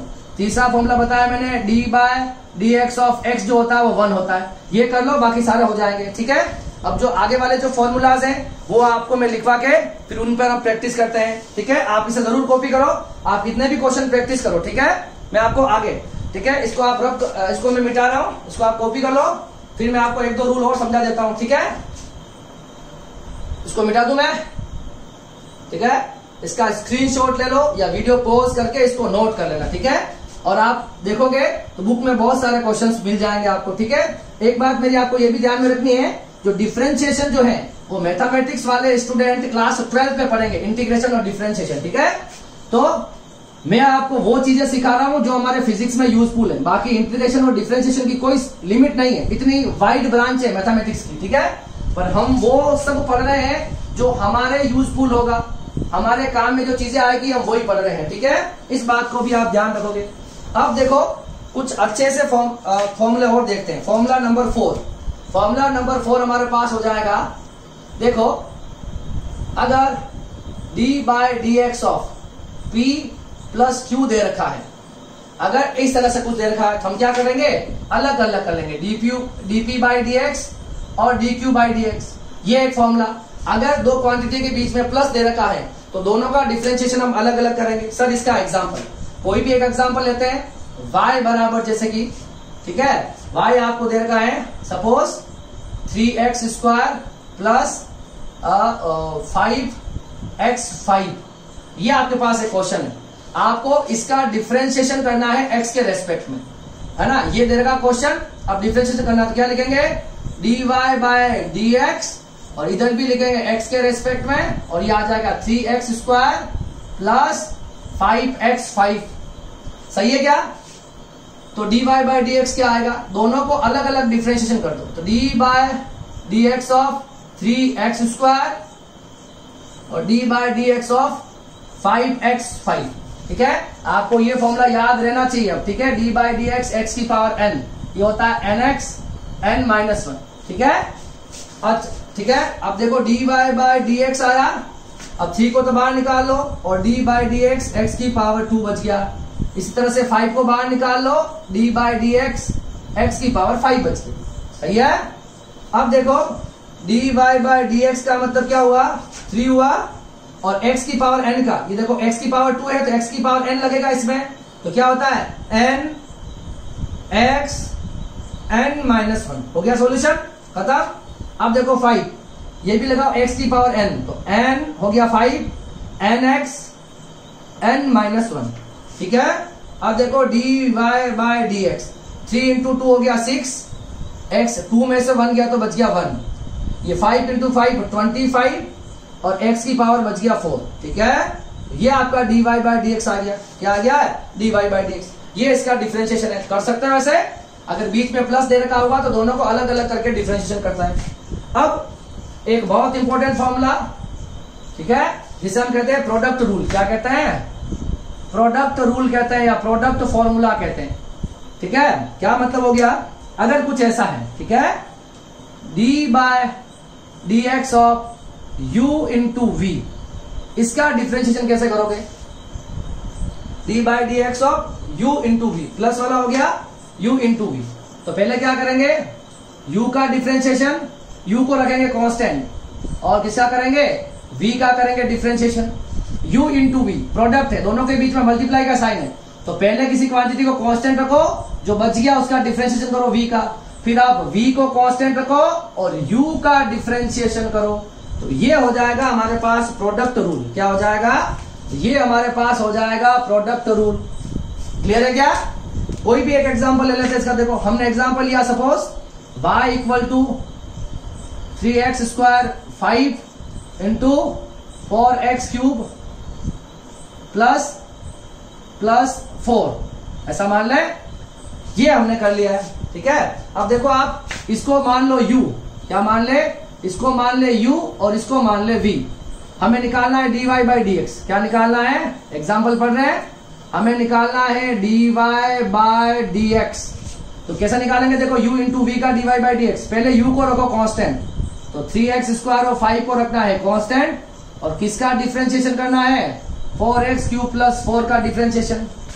फिर रखना है v को कांस्टेंट, इसको रखना है v को कांस्टेंट, 4x क्यूब प्लस 4 इसको रखा कांस्टेंट, और किसका डिफरेंशिएशन? u का डिफरेंशिएशन। तो d by D x of 3x square plus 5। सही है क्या? ठीक है, करो इसको सॉल्व, इजी है बिल्कुल। 3x स्क्वायर 5 को कॉपी कर देंगे, फिर इसका डिफरेंशिएशन करो और इसका अलग करो। तो देखो, इसमें क्या करेंगे? देखो ध्यान से, 4 को बाहर निकाल लेंगे, d by D x of x square कर लेंगे, बीच में है प्लस, और d by D x of कर देंगे 4। हो गया इसका। 4 को तो बाहर निकाल लेंगे, एक्स स्क्वायर का कर देंगे, और d बाई डी एक्स 4 का कर देंगे। इसी तरह से ये हमारा हो जाएगा कांस्टेंट। हो गया कांस्टेंट। अब देखो, इसमें 3 को बाहर निकाल लो, 3 को बाहर निकाल लेंगे, d by D x of x square, आया ना? ठीक है, एक्स क्यूब था क्या? 3x स्क्वायर की जगह 4x क्यूब था, ठीक है। तो यहाँ 4x क्यूब लिखना मैं भूल गया, 4x क्यूब लिखना मैं भूल गया, ठीक है। तो यहाँ हो गया 4x क्यूब, ठीक है, ठीक है। x क्यूब था यहाँ पे, 4x क्यूब, ठीक है, 4x क्यूब लिखना भूल गया, ठीक है। बाकी सब करेक्ट है, ठीक है। अब देखो, ये हो जाएगा 3 को constant, d by D x of x square और d by D x of 5, सब लिख लिया हमने। अब देखो, dy बाई डी एक्स क्या आएगा? 3x स्क्वायर 5, इसमें देखो 4 को रख दिया, x की पावर n का दिख रहा है, x की पावर n, इसका क्या होता है? nx n माइनस 1 होता है, हाँ या ना? ये होता है। आगे देखो, d by D x of 4 होता है कांस्टेंट, कांस्टेंट का होता है 0, ठीक है। आगे चलते हैं, ये हो गया आपके पास 4x cube, 4x cube plus 4। अब 3 को तो बाहर निकाला, x की पावर 2 का, x की पावर n का, तो nx n माइनस 1। इसी तरह से d by D x of 5 कितना होता है? 0 होता है, ठीक है। अब देखो, dy by D X 3x square plus 5, यहां बच गया है 4 इंटू 3 12, 3 माइनस 1 2, ये 0 कुछ खत्म। अब देखो आगे, 4x क्यूब प्लस 4, ये 3 इंटू 2 हो गया 6, x की पावर 2 माइनस 1 बच गया 1, ठीक है। तो ये हमारा सॉल्यूशन है। आप चाहो तो सबको मल्टीप्लाई जरूर कर देना, ठीक है। इस मल्टीप्लीकेशन को मैं नहीं करवा रहा हूं, आप चाहो तो इसको इससे मल्टीप्लाई, और इसको इससे मल्टीप्लाई, इसको इससे मल्टीप्लाई, इसको इससे मल्टीप्लाई करके लिख लेना, ठीक है। मगर मैंने आपको प्रोडक्ट रूल और उसका एक एग्जाम्पल समझा है, कर सकते हो प्रोडक्ट रूल को। अब हम पढ़ेंगे डिवाइड रूल। क्या पढ़ेंगे? इसी तरह से डिवाइड रूल भी होता है, इसको मिटा दूं मैं। प्रोडक्ट रूल, और अगर बीच में प्लस हो कैसे डील करते हैं बता दिया।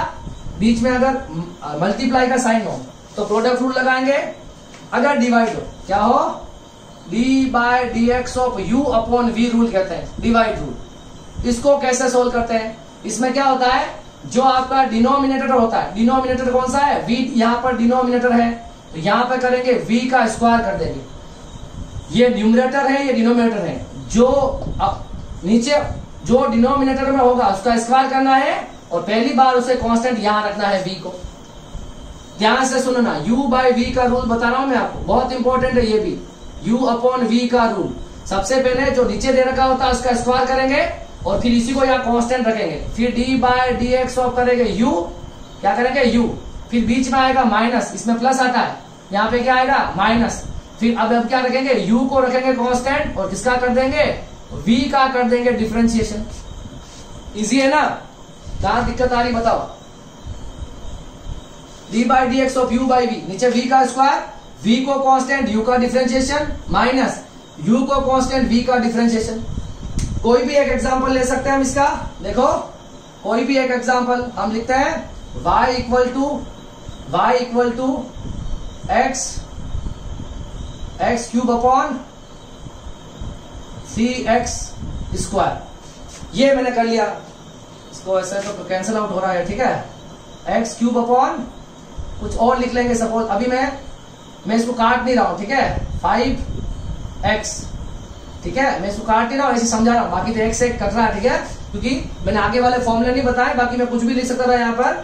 तो चलो मैं एक बता देता हूं, एक और यहाँ पर क्या करता हूं, एक फॉर्मूला बता देता हूं बीच में, ठीक है, एक फॉर्मूला आपको बता रहा हूं, D by D x e की पावर एक्स होता है ई की पावर एक्स, ठीक है, ये आपका 5वां फॉर्मूला है, ये आपका 6th फॉर्मूला है, ये आपका 7th फॉर्मूला है, और ये आपका 8th formula, D by D x of log x होता है 1 अपॉन एक्स। ये 7वां और 8वां फॉर्मूला भी याद कर लो, d by D x of e की पावर एक्स, ई की पावर एक्स ही होता है, और d by D x log x का होता है 1 अपॉन एक्स, कितना होता है 1 अपॉन एक्स। तो यहां मैं लिख देता हूं लॉग एक्स, क्या लिख दूं, चाहे तो log x लिख दो, चाहे e की पावर x लिख दो, तुम्हारी मर्जी हो तो लिख दो, ठीक है, e की पावर x, ठीक है। तो ये हमारा हो जाएगा u, और ये हमारा क्या हो जाएगा v, क्या हो जाएगा u अपॉन v। तो देखो क्या फॉर्मूला लगाते हैं, हमें निकालना है dy बाई डी एक्स।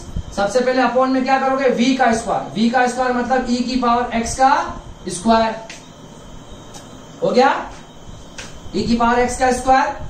अब देखो किसको कांस्टेंट रखते हैं, v को, मतलब e की पावर x को कांस्टेंट रखेंगे, और किसका डिफरेंशिएशन करेंगे, u का करेंगे, v को कांस्टेंट u का करो, u कितना है x क्यूब, फिर आएगा माइनस, फिर x क्यूब को मतलब u को रखना है कांस्टेंट, u को रखना है कांस्टेंट, और किसका करना है, v का करना है डिफरेंशिएशन, v कितना है e की पावर x। ये हो गया u बाय v रूल, ठीक है। तो dy बाई डी एक्स देखो, e की पावर x का e की पावर x, x की पावर n का देखो, x की पावर n का क्या होता है n x n माइनस 1, बार बार क्या बताना आप, x क्यूब का x क्यूब, और e की पावर x का e की पावर x ही होता है, e की पावर x का डिफरेंशिएशन e की पावर x ही होता है, ठीक है, और ये आ जाएगा e की पावर 2x, हो जाएगा कि नहीं हो जाएगा। तो इसको देखो dy बाई डी एक्स क्या आ गया आपके पास, ये आ गया मेरे पास ex into 3x 3 minus 1 2 minus x cube e की पावर x e की पावर 2x, खत्म। ये हो गया हमारे पास, इसका डिफरेंशिएशन हो गया, क्लियर है। इस पर u बाई v पर मैं आपको एक एग्जांपल और करवा देता हूं, प्रोडक्ट रूल, और ये दोनों इंपॉर्टेंट है, दोनों आपको अच्छे से आने चाहिए, ठीक है। इसको मिटा दूं मैं, मिटा दूं क्या, मिटा दूं, ठीक है। ये देखो अब इसी डिवाइड रूल पर एक और question, u by v rule कहते हैं इसको, u बाई v रूल या डिवाइड रूल भी कह सकते हो आप इसको, ठीक है। तो इसका डिफरेंशिएशन मैंने आपको अभी सिखाया, ठीक है।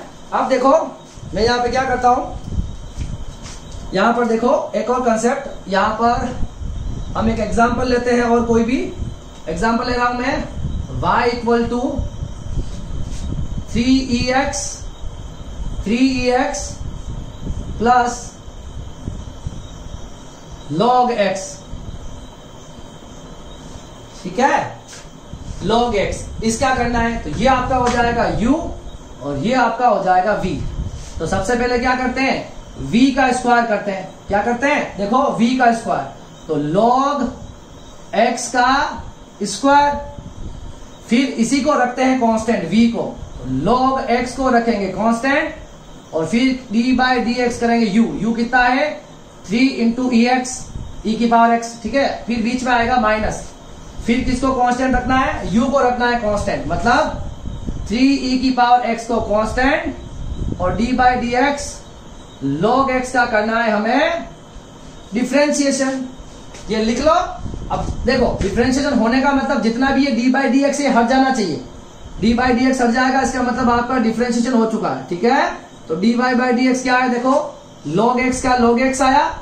अब देखो 3 को निकाल लूंगा बाहर और d by D x e की पावर हो जाएगी एक्स, कोई दिक्कत नहीं है। माइनस ही हो गया 3 ई की पावर एक्स और d by D x of log x का कितना होता है बताओ, लॉग एक्स का कितना होता है 1 अपॉन एक्स अपॉन ये हो गया लॉग स्क्वायर एक्स हो जाएगा, लॉग एक्स की पावर 2 का मतलब।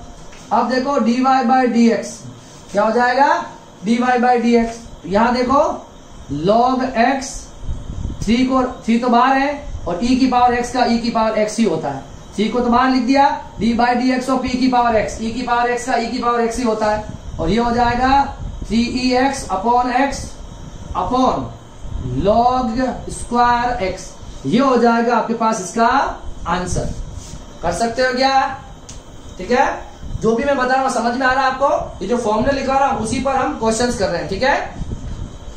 अब देखिए हम आगे और पढ़ेंगे। देखो ये अगर आपने लिख लिया हो तो हम आगे और देख लेते हैं, ठीक है। इसको मिटा दूं मैं, इसको मिटा दूं, ठीक है, ठीक है। अब देखो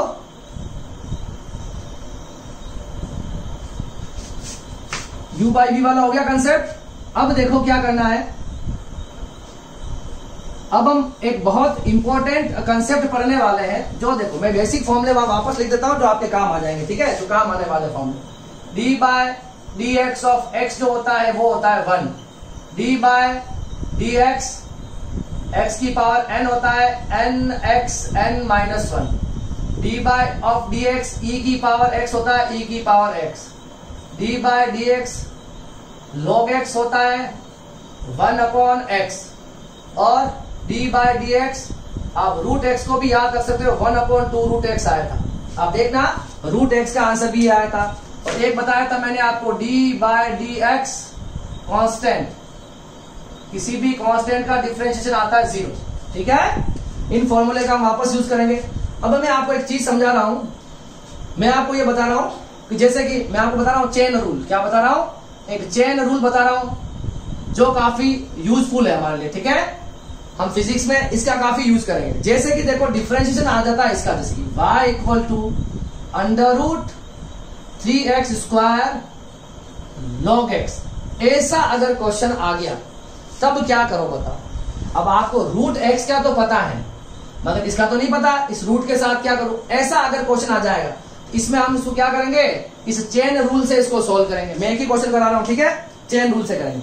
अब आपको क्या करो, एक बार इस अंदर वाली क्वांटिटी को मत देखो, ये समझो ये अंदर जो दे रखा है ये सिर्फ एक कोई क्वांटिटी x दे रखी, कोई भी मान लो, और अंडर रूट x का डिफरेंशिएशन कितना होता है बताओ, 1 अपॉन 2 रूट x। कितना होता है 1 अपॉन 2 रूट x। इस पूरी अंदर वाली क्वांटिटी को एक बार आप x अज्यूम कर लो, मान लो कि ये x है। अगर ये x होता तो D Y by D x क्या आता है 1 अपॉन अंडर रूट x का होता है 1 अपॉन 2 रूट x, तो 1 अपॉन 2 रूट x, तो x कितना हो गया 3x स्क्वायर और log x हो गया। मगर ये x नहीं था, क्या नहीं था, ये x नहीं था, ये कुछ और ही है। अभी हमने इसको अंडर रूट x मान के कर लिया, अंडर रूट x मान, अंदर वाली चीज को x मान लो तो क्या हो जाएगा 1 अपॉन 2 रूट x, ये x की वैल्यू ये मान ली। मगर वो अभी तक ये रियल में x थोड़ी है, ये कुछ है तो इसका अभी बाकी है। तो कैसे कर लेंगे, अंडर रूट का तो हो गया, अब अंदर वाले का बाकी रह गया तो 3x स्क्वायर और log x का अभी बाकी रह गया। इसका डिफरेंशिएशन वापस कर दो, हमारा काम हो जाएगा। समझ में आ रही बात, अंडर रूट इसको मान लिया, अंदर वाली चीज को x मान लो और अंडर रूट x का कितना होता है 1 अपॉन 2 रूट x। मगर ये x जो है इसकी कुछ वैल्यू है, इसका मतलब इसके अंदर वाले का डिफरेंशिएशन अभी तक बाकी है, तो ये लिख लिया। अब देखो dy बाय dx हो गया 1 upon 2 3x square log x। अब देखिए इस 3 को मैं बाहर निकाल लूं, D by D x of x square, इसी तरह से D by D x of log x हो गया, दोनों को अलग अलग करो, एक बार इसका एक बार इसका, ठीक है। तो dy बाय डी एक्स क्या आएगा बताओ, 1/2 3x स्क्वायर log x।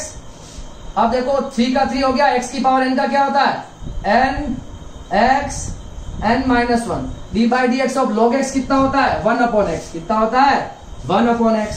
ये हो जाएगा dy by D X 1/√3x square log x, 3 into 2 6, x की पावर 2 माइनस 1 1/x, ठीक है। तो ये हमारा डिफरेंशिएशन हो जाएगा, यस और नो, हो गया डिफरेंशिएशन। तो इसको हम कहते हैं चेन रूल। इस तरह के क्वेश्चंस भी आपको आने चाहिए, जैसे कि इसको आप रब करो, मैं चेन रूल पर एक मिक्स क्वेश्चन बना के और देता हूं।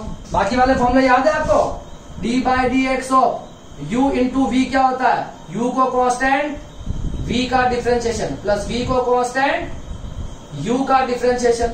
एक होता है d by D x of u by v। तो यहां पे हम कर देंगे v का स्क्वायर, फिर v को constant, d by D x of u, फिर माइनस, फिर u को constant, d by D x of v, ठीक है। ये सारे फॉर्मूले अभी तक हमने पढ़े हैं। एक मिक्स क्वेश्चन हम और कर लेते हैं, ठीक है। फिर मैं आपको बाकी बचे हुए फॉर्मूलाज और लिखवा देता हूं, ठीक है। इसको मिटा दूं क्या, लिख लिया, मिटा दे क्या, हो गया कंप्लीट, ठीक है। अब देखो एक क्वेश्चन हम और लेते हैं, थोड़ा कॉम्प्लेक्स बनाते हैं, ठीक है। आप ट्राई करना, कोई भी क्वेश्चन है, कोई भी बुक है, उससे आप डिफरेंशिएशन के क्वेश्चन सोल्व करने की कोशिश करना। ज्यादा डिटेल में नहीं जाना है, हम भी सिर्फ वही चीजें पढ़ रहे हैं जो मान, वैसे सारी चीजें लगभग इसमें आ जाएगी, ठीक है। देखो एक क्वेश्चन में लेता हूं, y बराबर √5x स्क्वायर e की power x upon log x into 3x4, ये क्वेश्चन आ गया।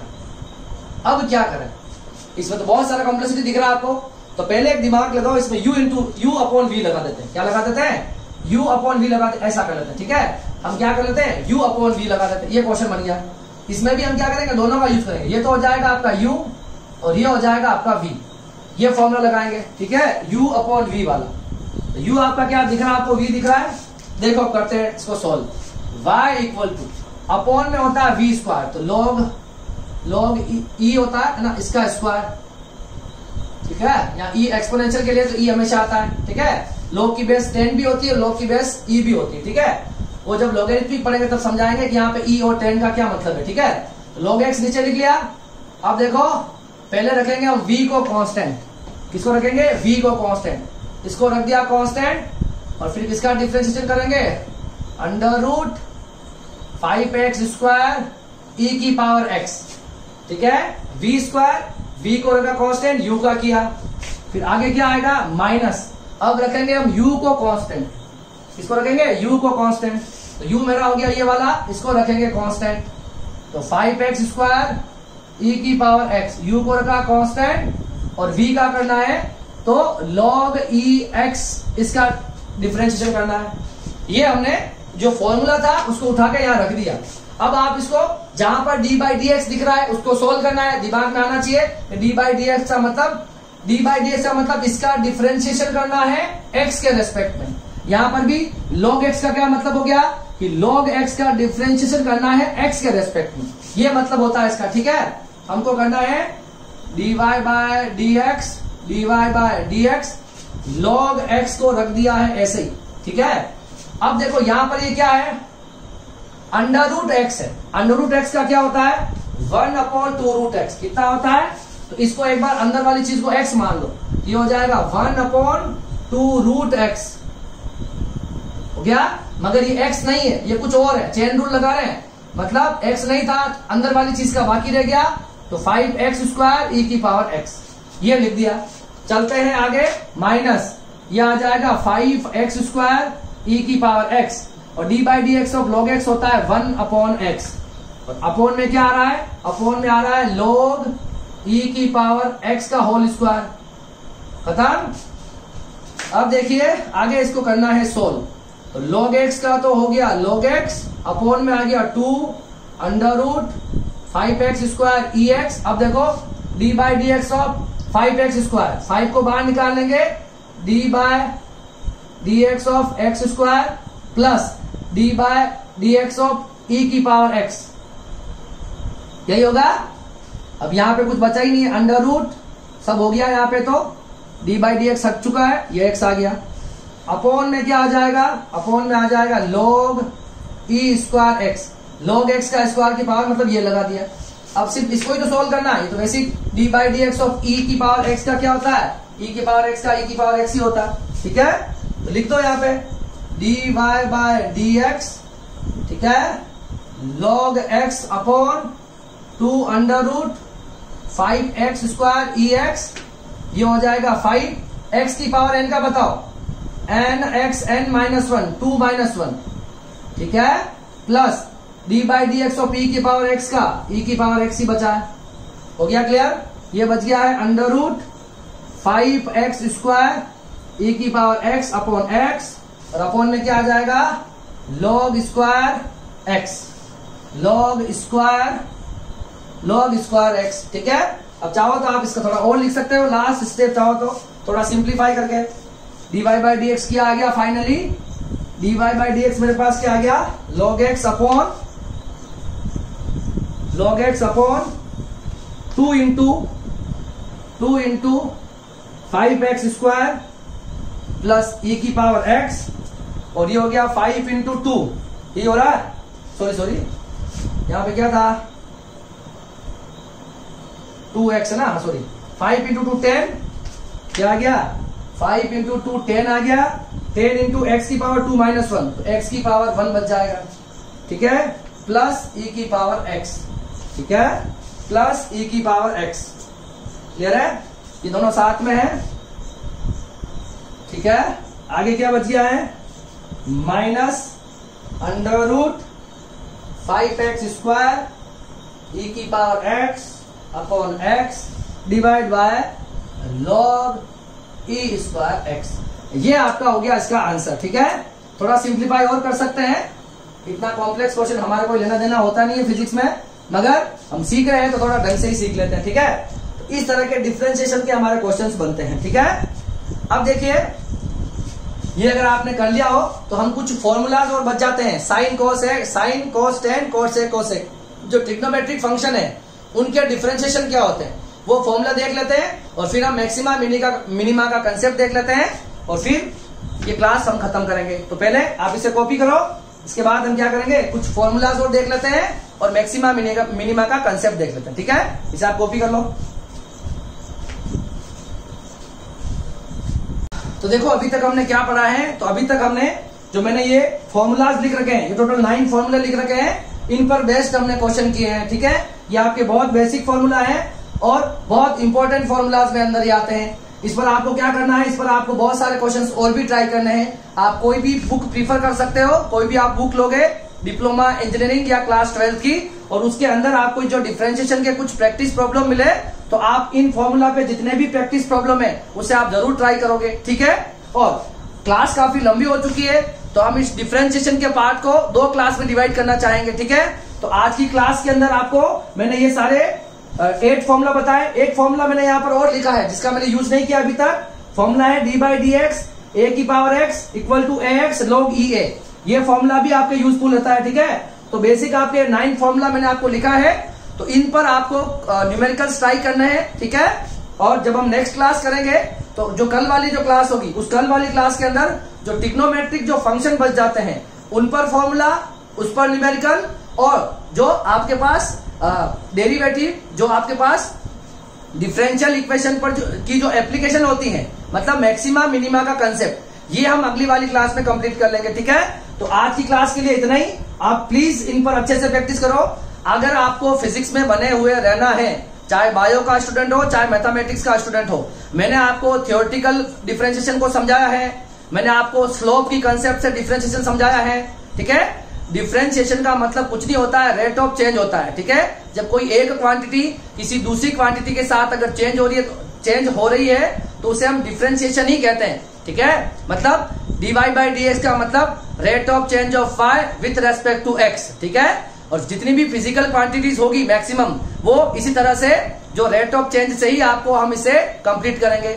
डेल का मतलब याद रखोगे आप, डेल का मतलब फिजिक्स के अंदर कोई भी चेंज हो सकता है, इसको हम एवरेज चेंज कहते हैं, कितना भी बड़ा चेंज हो सकता है, मगर जब भी अपन डी की बात करेंगे इट इज स्मॉल चेंज। ठीक है, क्या हो जाएगा, स्मॉल चेंज। जब आपका कांस्टेंट स्लोप आया था, याद है, वहां मैंने डेल यूज किया था, और जहां हमारा वेरिएबल स्लोप आया था, वहां मैंने डी यूज किया था। ठीक है, तो अगर आपको dy बाय dx को डेल की फॉर्म में लिखना है, हम क्या लिखते हैं, limit del x tends to 0, और फिर लिखते हैं del y upon del x।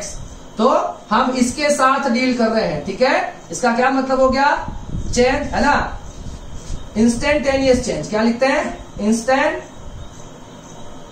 Instantaneous change of y with respect to x, मतलब y का चेंज x के साथ, है ना। अब इसको यूं भी कहते हैं, slope of a graph y versus x, मतलब ये आपके पास x और y का जो होता है, इसके बीच का जो स्लोप होता है, इसको भी हम यही कहते हैं। ठीक है, स्लोप का मतलब होगा tan थीटा, और इसका मतलब होगा dy बाय dx, जैसे भी आप समझना चाहो, समझ में आ रहा है। और dy बाय dx हम वेरिएबल स्लोप के लिए लिखते हैं, इस तरह की स्लोप होगी, वहां हम dy बाय dx से क्या निकालेंगे, स्लोप निकालेंगे। ठीक है, विच इज tan थीटा।